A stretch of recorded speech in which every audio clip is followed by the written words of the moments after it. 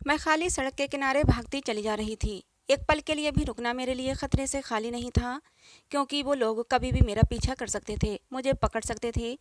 मैं अपने शरीर की सारी ताकत को जमा करके भाग रही थी, लेकिन अब मेरे अंदर इतनी ताकत नहीं बची थी कि मैं अब और ज़्यादा भाग सकूं। अब मैं बहुत ज़्यादा थक चुकी थी, इसलिए सड़क के किनारे ही बैठ गई। इतना ज़्यादा भागने से मेरी हालत बहुत ज़्यादा ख़राब हो चुकी थी। मेरे शरीर में इतनी ताकत नहीं थी कि मैं एक कदम भी आगे चल सकूं, क्योंकि मैंने अभी 3 घंटे पहले ही एक नन्ही सी जान को जन्म दिया था। कमजोरी के कारण मुझे चक्कर आने लगे थे, लेकिन मुझे अपनी नन्ही सी जान को, अपनी प्यारी सी बेटी को उन दरिंदों से बचाना था। इसलिए मैं अस्पताल से भाग आई थी। आम हालात में तो ये सोचना नामुमकिन था, लेकिन जिन हालातों से मैं गुजर रही थी उसमें मुझे ये सब करना ही पड़ा। मेरा नाम काव्या है। मैं एक अनाथ लड़की हूँ। मेरे चाचा और चाची ने मुझे पाल पोस कर बड़ा किया।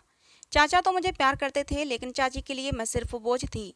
पूरा दिन काम करवाती थीं और फिर सबके खाना खाने के बाद बचा खुचा खाना मुझे देती थीं। मेरी चचेरी बहन अनीता के मंगेतर ने जब अनीता से मंगनी तोड़कर और मुझसे शादी करने की पेशकश रखी, तो चाची के सर पर आसमान गिर पड़ा। वो गुस्से से फट पड़ी थीं। मेरी जिंदगी तो वैसे ही तकलीफों से भरी हुई थी। अनीता के मंगेतर ने मेरी जिंदगी में और ज्यादा कांटे बो दिए। चाची ने मुझे बालों से घसीटते हुए एक कमरे में बंद कर दिया और पूरा दिन खाने को कुछ भी नहीं दिया था। चाचा मुझसे प्यार तो करते थे, लेकिन वो बूढ़े हो चुके थे और चाची के सामने उनकी कुछ नहीं चलती थी। अगले दिन चाची ने मुझे कमरे से बाहर निकाला, एक जोड़ी कपड़े मेरी तरफ फेंके और मुझसे कहा, इसे पहनकर तैयार हो जाओ, आज तुम्हारी शादी है। मैं हक्का बक्का सी चाची का मुंह देख रही थी। दूसरे शहर में चाची की एक सहेली रहती थी। उनके बेटे से चाची ने मेरी शादी करवा दी। मैं चाची के टुकड़ों पर पलने वाली। मेरे अंदर इतनी हिम्मत थी और ना ही मेरी इतनी औकात थी कि मैं चाची से सवाल कर सकूं कि जिसके साथ मेरी शादी हो रही है वो कैसा है। इसलिए चुपचाप उनके फैसले के आगे सर झुका दिया। मैं चाचा के गले मिलकर बहुत रोई थी। चाचा ने प्यार से मेरे सर पर हाथ फेरा था और मुझे दुआ दी थी कि जाओ बेटा, जहाँ रहो खुश रहो। मैं आदित्य की दुल्हन बनकर आदित्य के घर आ गई। मुझे लगा मेरे पति आदित्य के रूप में मुझे एक बड़ा सहारा मिल गया है। मेरी जिंदगी में जो मेरे माँ बाप के प्यार की कमी थी वो आदित्य पूरी करेंगे। लेकिन मुझे क्या पता था कि ये रिश्ता मेरे लिए जलते हुए अंगारों से कम नहीं होगा। आदित्य के घर में बहुत सारे लोग थे। आदित्य अपने घर में सबसे बड़े थे। आदित्य से छोटे उनके 6 बहन भाई थे, 3 बहनें और 3 भाई। आदित्य सबसे बड़े थे और मैं सोच रही थी कि इस घर की बड़ी बहू बनकर आई हूँ, लेकिन ये मेरी गलतफहमी थी। मैं तो उस घर में नौकरानी बनाकर लाई गई थी। शादी की पहली रात आदित्य ने मेरे हाथों को अपने हाथों में लेते हुए कहा था, मुझसे वादा किया था कि मैं तुम्हें दुनिया की सारी खुशियाँ दूंगा, तुम पर कभी आँच नहीं आने दूंगा। वो पूरी रात अपनी बेपनाह मोहब्बत मुझ पर लुटाते रहे थे। आदित्य की बेपनाह मोहब्बत देखकर मुझे लगा था कि जैसे मेरे दिल की बंजर जमीन पर ठंडी ठंडी फुहार पड़ रही हो। लेकिन ये खुशी भी मुझे ज़्यादा देर के लिए नसीब नहीं हुई। इस बार भी मैं खाली दामन ही रह गई। खुशियाँ इस बार भी मेरे पास आते आते रह गई थीं। मुझे समझ आ गया था कि मेरी आजमाइशों का दौर अभी ख़त्म नहीं हुआ। मुझे मेरी औकात अगले दिन ही समझ आ गई थी, जब सुबह सुबह मेरी सास ने मेरे कमरे का दरवाज़ा ज़ोर ज़ोर से खटखटाया था। दरवाज़ा खोलते ही वो मुझ पर बरस पड़ी थीं और मैं हक्का बक्का सी उनका मुंह देख रही थी। लगातार मेरी सांस चीख चीख कर बोलती चली जा रही थी। उनके शब्दों की आग मेरे पूरे शरीर को झुलसा रही थी। वो चीख चीख कर कह रही थी, मैं तुझे यहाँ अय्याशी करने के लिए नहीं लाई हूँ। तो जन्नत को खाली हाथ में इसलिए लेकर आई हूँ ताकि तू मेरे पूरे घर का काम संभाले, बिना जबान हिलाए मेरे हर हुक्म को माने। तुझे इस घर में मैं एक नौकरानी की हैसियत से लाई हूँ। बहू रानी बनने की कोशिश मत कर। 8 बजने वाले हैं और तू महारानी की तरह पड़ी हुई अब तक सो रही है। तेरी चाची ने तो ये कहकर तुझे हमारे गले से बांध दिया कि तू बहुत ही मेहनती है, सारा काम बिना किसी चू चाय के कर लेती है, लेकिन तेरे आसार देखकर तो नहीं लगता। मैं आंसू पीती हुई कमरे से बाहर निकली। मेरी चाची ने जानबूझकर मुझे इस दलदल में धकेल दिया था। जैसे ही मैं कमरे से बाहर निकली, मेरी बड़ी ननद कहने लगी, मेरे भाई को अपनी अदाओं के जाल में फंसाने की कोशिश मत करना। मेरा भाई सिर्फ माँ की सुनता है और किसी की नहीं। तुम इस घर में नौकरानी बनकर आई हो तो नौकरानी बनकर ही रहना। कोई भी ऐसा काम मत करना जिसकी वजह से तुम्हें धक्के देकर बाहर निकाला जाए। अपनी ननद की बात सुनकर मेरे रोंगटे खड़े हो गए। वो सीधे साफ शब्दों में मुझे धमकी दे रही थी कि रहना है तो हमारी नौकरानी बनकर रहो, नहीं तो फिर उसी नरक में चली जाओ जहाँ से निकल कर आई थी। मैं चुपचाप वहाँ से किचन में चली आई। मेरी आंखों के कटोरे भीग चुके थे। मैं जल्दी जल्दी सबके लिए नाश्ता बनाने लगी। थोड़ी देर में आदित्य उठकर आए। उन्होंने मुझे सब काम करते देखा लेकिन कुछ नहीं बोले। मेरा दिल कट कर रह गया। मैं समझ गई कि मेरी पूरी ज़िंदगी ऐसे ही ताने सुन सुन के और दूसरों की गुलामी में गुजर जाएगी। लेकिन पता नहीं क्यों, जब से आदित्य को देखा था तो मैंने अपने दिल में एक खुशफहमी पाल ली थी कि मुझे एक मजबूत सहारा मिल गया है। लेकिन जब ये उम्मीदें टूटी तो मैं खुद को संभाल नहीं पाई। मैं टुकड़े टुकड़े हो गई थी। मेरी बड़ी ननद ने ठीक कहा था कि आदित्य अपनी माँ की हर बात पर आंख बंद करके विश्वास करता है। आदित्य अपनी माँ की हर सच्ची झूठी बात पर आंखें बंद करके विश्वास कर लेता था। मेरी सास मेरी ना की हुई गलतियां भी आदित्य को गिनाती और आदित्य मुझे सबके सामने ही बेइज्जत कर देते। शुरू शुरू में मैंने अपनी सफाई देने की कोशिश की, लेकिन आदित्य को मेरी बात सुनना ही नहीं थी। वो तो बस अपनी माँ की सुनते थे। फिर मैंने भी चुप साध ली। सुबह से लेकर शाम तक मैं पागलों की तरह काम करती और जब रात होती तो आदित्य अपना प्यार लुटाने के लिए तैयार बैठे होते थे। लेकिन उस समय मुझे आदित्य का प्यार एकदम अर्थहीन लगता था। मेरा ठंडा रवैया देखकर आदित्य भी करवट लेकर सो जाते थे। जिंदगी ने मुझे बहुत बड़ी मात दी थी। धीरे धीरे दिन यूं ही गुजर रहे थे कि तभी मेरी जिंदगी में एक ठंडी हवा का झोंका आया जो मुझे अंदर तक सुकून दे गया। काफ़ी दिनों से मेरी तबीयत तो खराब थी, लेकिन मेरी सास मुझे डॉक्टर के पास लेकर नहीं जा रही थी। और जब एक दिन घर के काम करते करते अचानक बुरी तरह चकरा कर गिर गई तो मजबूरी में मेरी सास को मुझे डॉक्टर के पास लेकर जाना ही पड़ा। डॉक्टर ने मेरा चेकअप किया और बताया कि मैं उम्मीद से हूँ। इस खबर ने मेरे अंदर एक नई जान फूंक दी। मैं खुशी से पागल हो रही थी। मैं दिल ही दिल में सोच रही थी कि ये खुशखबरी आदित्य को सुनाऊंगी तो वो कितना खुश होंगे। लेकिन मेरी खुशी मिट्टी में मिल गई जब मेरी सास ने कहा कि उन्हें बेटा चाहिए। अगर बेटी हुई तो आगे जो कुछ भी होगा उसकी जिम्मेदार मैं खुद होंगी। अपनी सास की बात सुनकर मेरा दिल दहल गया। लड़का या लड़की देना तो भगवान की मर्जी है, इसमें मैं बेचारी क्या कर सकती थी। लेकिन मैं इतना जरूर जानती थी कि मेरी सास को लड़का चाहिए तो अगर मेरी लड़की हुई तो मेरी सास उसे नुकसान जरूर पहुंचाएंगी। मेरी सास ने मेरी जिंदगी की सबसे बड़ी खुशी को दुख में बदल दिया। मैं दिन रात इसी चिंता में घुलती रहती कि अगर लड़की हो गई तो क्या होगा। मैंने कई बार आदित्य से इस बारे में बात करना चाही तो आदित्य ने मुझे टाल दिया। कहने लगे, जो होगा देखा जाएगा, तुम अभी से इस फिक्र में क्यों घुली जा रही हो। तुम भगवान से दुआ करो कि वो तुम्हें बेटा ही दे दे। कभी कभी आदित्य पर मुझे हैरत होती थी कि वो पढ़े लिखे होने के बावजूद भी सही और गलत में फ़र्क क्यों नहीं कर पाते हैं। आदित्य को अच्छी तरह मालूम था कि इस घर में मेरे साथ क्या क्या होता है, मेरे ऊपर क्या क्या जुल्म ढाए जाते हैं और उनकी माँ का सलूक मेरे साथ कैसा है। लेकिन उन्होंने मेरी तरफ से एक भी शब्द अपनी माँ को नहीं बोला था। वक्त तो धीरे धीरे गुजरता जा रहा था। ऐसे ही 6 महीने मैंने रो रो कर काटे थे। मैं रो रो कर अपने भगवान से दुआएं मांगती कि हे भगवान, जब मेरी बेटी होगी तो ये लोग उसके साथ क्या सलूक करेंगे, क्योंकि मेरा दिल गवाही देता था कि मुझे बेटी ही होगी। लेकिन मैंने अपने दिल में पक्का फैसला कर लिया था कि अगर भगवान ने मुझे बेटी भी दी तो मैं उसे लेकर कहीं दूर चली जाऊंगी। मुझे आदित्य से तो कोई उम्मीद थी ही नहीं, क्योंकि आदित्य तो अपनी माँ की हर बात पर सर झुका देते थे और उनकी माँ को तो बेटा चाहिए था। जब आदित्य ने मेरे लिए ही अपनी माँ के खिलाफ एक शब्द नहीं बोला तो फिर वो अपनी बेटी के लिए क्या करते। मेरे 9 महीने पूरे होने वाले थे, लेकिन मैं अभी बराबर पूरे घर का काम करती थी। सुबह से लेकर रात तक पूरे घर का काम करती और थक कर चूर हो जाती थी। खाने पीने का भी कोई ख़ास इंतजाम नहीं था। जो कुछ मिल गया वही खा लिया। कभी खाने का मन नहीं किया तो ऐसे ही सो गई। कोई मनोहार करने वाला भी नहीं था कि उठो खाना खा लो। आदित्य को कभी कभी अपनी नौकरी के काम से दूसरे शहर जाना पड़ता था और उन्हें वहाँ कई कई दिन लग जाते थे। ऐसे ही आदित्य अपने काम से बाहर गए हुए थे कि तभी मुझे लेबर पेन शुरू हो गया।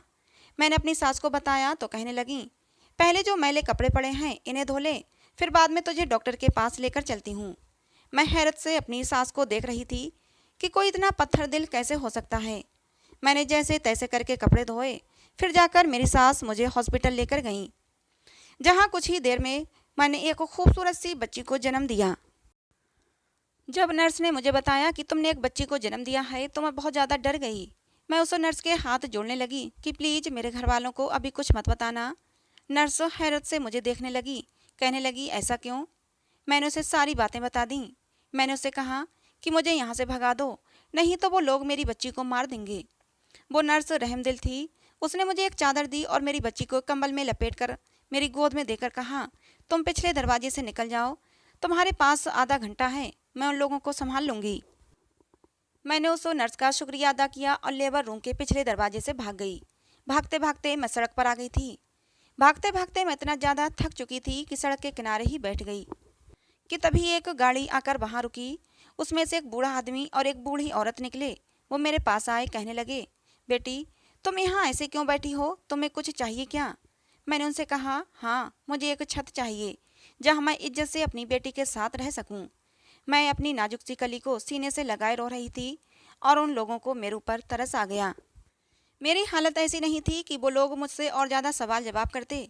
मुझसे कहने लगे, बेटी हमारे साथ हमारे घर चलो, हम अपने घर में अकेले रहते हैं, हम तुम्हें और तुम्हारी बच्ची को अपने साथ रखने को तैयार हैं, जहाँ तुम इज्जत से अपनी ज़िंदगी जी सकती हो। मेरे लिए वो लोग बिल्कुल अनजान थे, लेकिन मैं सड़क पर यूं ही कब तक बैठी रहती। सो चुपचाप बिना कुछ सोचे बेचारे गाड़ी में आकर बैठ गई। वो लोग मुझे अपने घर ले गए। घर क्या था, एक आलीशान कोठी थी। दोनों लोग अपने घर में अकेले रहते थे, नौकरों की कमी नहीं थी। उन्होंने मुझे और मेरी बेटी को एक अलग से कमरा रहने के लिए दे दिया और मुझसे कहा कि बेटा तुम हमें माँ और बाबूजी कह सकती हो, क्योंकि हम औलाद को तरसते रहते हैं। हमारा एक ही बेटा है जो विदेश में रहता है और कभी कभी ही हमसे मिलने आता है। माँ बाबूजी ने ही मेरी बेटी का नाम सोनी रखा था। मेरी बेटी बहुत ही सुंदर थी, एकदम गोल मटोल सी गोरी चिट्टी। मैं बहुत ही सुकून से माँ बाबूजी के साथ रह रही थी। वो लोग मेरी बेटी का बहुत ही ध्यान रखते, उसे बहुत ही प्यार करते, पूरा पूरा दिन अपनी गोद में खिलाते। मैंने उन्हें बता रखा था कि मेरे पति की मौत हो चुकी है और मेरे ससुराल वाले अच्छे लोग नहीं हैं, उन्हें बेटा चाहिए था, इसलिए वो मेरी बेटी को नुकसान पहुंचा सकते थे और इसीलिए मैं अपनी बेटी को लेकर भाग आई। माँ बाबूजी ने कहा था कि तुम आराम से यहाँ रहो, तुम्हें और तुम्हारी बेटी को कोई नुकसान नहीं पहुँचाएगा। मैं हैरान होती थी कि मैं कितनी बदनसीब थी कि मुझे सच्ची मोहब्बत कहीं भी नसीब नहीं हुई और मेरी बेटी कितनी खुश नसीब है जिसे गैरों से सच्ची मोहब्बत मिली थी। मैं भी माँ बाबू जी की एक बेटी बनकर ख्याल रखती थी, उनकी हर छोटी छोटी ज़रूरतों का ख्याल रखती, उनकी सेवा करके मुझे खुशी मिलती थी और वो मुझे दुआएं देते नहीं थकते। कहते थे कि ज़रूर पिछले जन्म में कोई अच्छे काम किए होंगे जो तुम हमें मिली। समय पर लगाकर उड़ रहा था। अब मेरी बेटी 1 साल की होने वाली थी कि तभी माँ बाबूजी बीमार पड़ गए और बिस्तर से लग गए। मैं दिन रात उनकी सेवा में लगी रहती थी। एक बार बाबूजी मेरा हाथ पकड़कर कहने लगे, बेटा काव्या, मैंने तुम्हें अपनी सगी बेटी की तरह रखा है, मैंने तुमसे सगी बेटी से भी ज़्यादा मोहब्बत की है और सोनी को तो उसको तो मैंने अपनी गोद में खिलाया है। मैं नहीं चाहता कि हमारे मरने के बाद तुम बेआसरा हो जाओ। हमारी बीमारी का सुनकर हमारा बेटा विदेश से आ रहा है, तो मैं चाहता हूँ कि तुम्हारी शादी अपने बेटे से करा दूँ, फिर तुम और सोनी हमेशा इस घर में रहोगे, तुम्हें कोई तकलीफ नहीं होगी। बाबूजी के मुंह से ये बात सुनकर मैं हक्का बक्का रह गई। मैं तो शादीशुदा थी, मैं भला उनके बेटे से शादी कैसे कर सकती थी? मैं अब भी आदित्य की पत्नी थी। मैंने मना करने के इरादे से बाबूजी की तरफ देखा, लेकिन उनकी उम्मीद भरी नज़रें मुझ पर टिकी हुई थीं। मैं मना करते करते रह गई। मैं एक बीमार इंसान का दिल नहीं तोड़ सकती थी। मैंने सोचा जब उनका बेटा आ जाएगा तो उससे बात करूंगी कि मैं शादीशुदा हूँ और मेरा पति जिंदा है, और मुझे यकीन है वो मेरी बात को जरूर समझेगा और अपने माँ बाप को भी समझा लेगा। मेरी हाँ ने जैसे उनके अंदर एक नई जान फूंक दी थी। वो लोग कितनी खुशी से शादी की तैयारियां कर रहे थे कि मैं हैरान थी। मेरा एक एक दिन बहुत ही मुश्किल से कट रहा था। 2 दिन बाद उनका बेटा आने वाला था। आज घर में बहुत चहल पहल थी, बहुत ही रौनक थी। माँ बाबूजी ने पूरे घर को चमका रखा था क्योंकि आज ही उनका बेटा आने वाला था। मैं माँ बाबूजी के साथ बैठी थी, सोनी हमारे बीच ही खेल रही थी कि तभी बाहर गाड़ी का हॉर्न बजा। माँ जी बोली, लो मेरा बेटा आ गया। तभी उनका बेटा अंदर दाखिल हुआ, जिसे देखते ही मेरे रोंगटे खड़े हो गए। ये तो आदित्य है, लेकिन आदित्य इनके बेटे कैसे हो सकते हैं? मेरे सिर पर आसमान गिर पड़ा था, मुझे कुछ समझ नहीं आ रहा था। फिर अचानक मैं बिजली की तेजी से सोनी की तरफ बढ़ी और उसे अपनी गोद में उठा लिया और पीछे हटते हुए बोली, मेरे करीब आने की कोशिश मत करना, नहीं तो मैं तुम्हारी जान ले लूँगी। अगर मेरी बेटी को नुकसान पहुँचाया तो मैं तुम्हें भी नहीं छोड़ूंगी। आदित्य मेरी तरफ तेजी से बढ़े थे और कहने लगे, काव्या तुम कहाँ चली गई थी? मैंने तुम्हें कितना ढूंढा लेकिन तुम मुझे नहीं मिली। आदित्य जितना मेरे पास आ रहे थे मैं उतना ही उनसे दूर जा रही थी। आदित्य के अंदाज में बेचैनी थी, बेताबी थी, अपनी बेटी से मिलने की तड़प थी, लेकिन मुझे कुछ भी दिखाई नहीं दे रहा था। मैं तो डर के मारे थर थर काँप रही थी। मैं सोच भी नहीं सकती थी कि आदित्य से मेरा कभी सामना भी होगा। मेरे दिमाग में यही बात थी कि आदित्य मेरी बेटी को मुझसे छीन लेंगे। आदित्य मुझसे बार बार पूछ रहे थे, काव्या तुम कहाँ चली गई थी? प्लीज डरो मत, मैं तुम्हें और हमारी बेटी को कोई नुकसान नहीं पहुंचाऊंगा। हम दोनों ही इस वक्त तो भूल गए थे कि हमारे अलावा कमरे में माँ बाबूजी भी हैं। माँ बाबूजी हैरत से कभी मुझे देखते तो कभी आदित्य को। उनकी तो कुछ भी समझ में नहीं आ रहा था। आदित्य बोले, काव्या जब तुम मुझे छोड़कर चली गई तो तुम्हें पता है मैंने तुम्हें कितना याद किया, तुम्हारी याद में कितना तड़पा हूँ।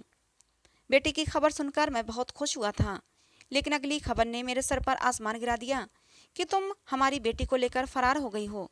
माँ ने मुझे बताया था कि तुम अपने किसी पुराने आशिक के साथ भाग गई हो, लेकिन मेरा दिल कहता था कि तुम किसी के साथ नहीं भागी बल्कि मेरे माँ से परेशान होकर अपनी बेटी को लेकर भाग गई हो। आदित्य सोनी को गोद में लेने के लिए मचल रहे थे, लेकिन मैं अब भी डर रही थी और सोनी को सीने से चिपकाए खड़ी थी। मैं आदित्य पर कैसे भरोसा कर लेती जिन्होंने 1 साल तक मेरे हक के लिए कोई भी आवाज़ नहीं उठाई थी। फिर कैसे भरोसा कर लेती कि आज उनकी मोहब्बत अपनी बेटी के लिए जाग चुकी है। वो तो अपनी माँ की हाँ में हाँ मिलाने वाले बेटे थे और उनकी माँ को तो बेटा चाहिए था ना। बाबूजी हैरत से ये सब कुछ देख रहे थे और हमसे बार बार पूछ रहे थे कि बेटा ये सब क्या है, क्योंकि उनकी नज़र में तो मैं विधवा थी और मैं भी जानना चाहती थी कि आदित्य उनके बेटे कैसे हो गए। अब बाबूजी ने सोनी को मेरी गोद से ले लिया और अपनी गोद में बिठा लिया था। फिर धीरे धीरे सारी गांठें खुलती चली गईं। आदित्य माँ बाबूजी के ही बेटे थे। बचपन में ही उनके चाचा ने उन्हें गोद ले लिया था, क्योंकि उनके चाचा की कोई औलाद नहीं थी। लेकिन भगवान की मर्जी, आदित्य को गोद लेते ही उनके घर बच्चों की लाइन लग गई।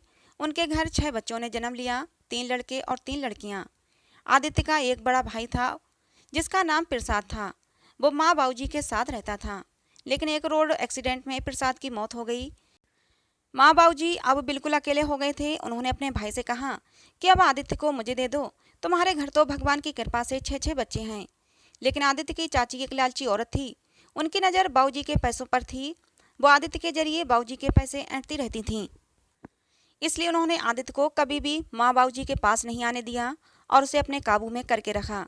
चाची उसे हमेशा इमोशनली ब्लैकमेल करती थीं और वो माँ बाबूजी के पास आता और खूब सारे पैसे लेकर जाता था। आदित्य चाची से बहुत प्यार करता था, क्योंकि उसने बचपन से ही चाची को ही अपनी माँ के रूप में देखा था। इसलिए उनकी सारी बातें खुशी खुशी मान लेता था। एक बार चाची बाबूजी के पास आई और कहने लगी, आदित्य की पढ़ाई के लिए एक मोटी रकम की ज़रूरत है।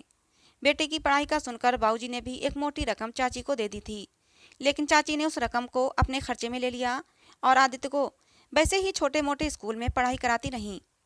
माँ बाबूजी यही समझते थे कि उनका बेटा विदेश में सेटल है, वहीं पढ़ाई की है, वहीं नौकरी करता है, लेकिन उनका बेटा तो यहीं कोई छोटी मोटी सी नौकरी करता था। आदित्य ने भी अपने माँ बाप को ये बात नहीं बताई थी कि उन्हें दुख होगा।